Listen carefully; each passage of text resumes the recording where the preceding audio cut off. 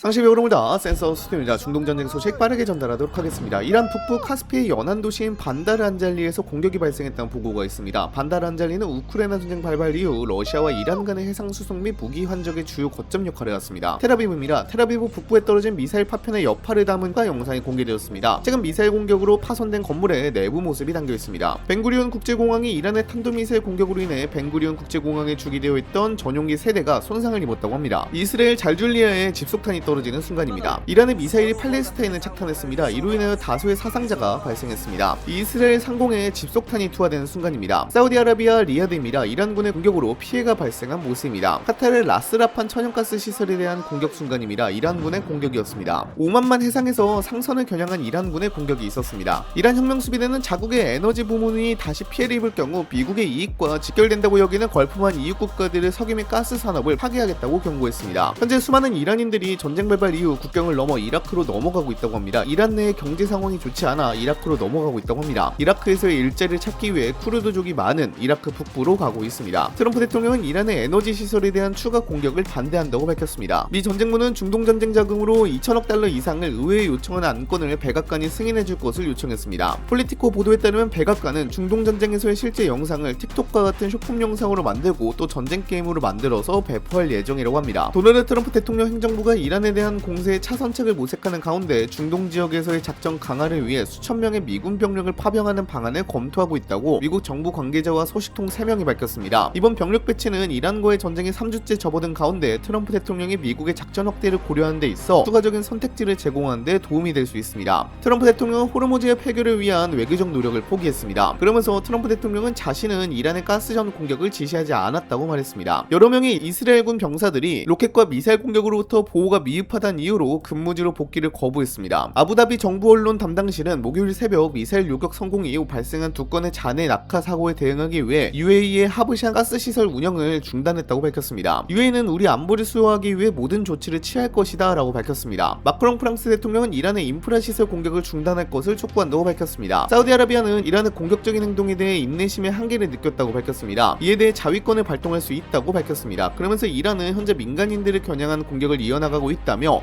이란을 비난했습니다. 사우디아라비아 외무장관 파이살 빈 파르한 알 사우드 왕자는 필요하다면 이란에 대해 군사행동을 취할 권리가 있다고 밝히면서 테헤란이 대화보다는 이웃 국가들을 압박하고 있다고 비난했습니다. 카타르는 이번에 자국의 가스전 공격을 보고 레드라인을 넘었다고 밝혔습니다. 세계보건기구 관계자들은 미국과 이스라엘 간의 이란 전쟁이 더욱 격화될 경우 핵 제한 가능성에 대비하고 있다고 합니다. 걸프협력회의는 이란은 관계를 지속하길 원한다면 즉시 공격을 중단할 것을 요구했습니다. 추후 소식이 더 들리면 영상 제작하도록 하겠습니다. 영상 마치도록 하겠습니다. 감사합니다.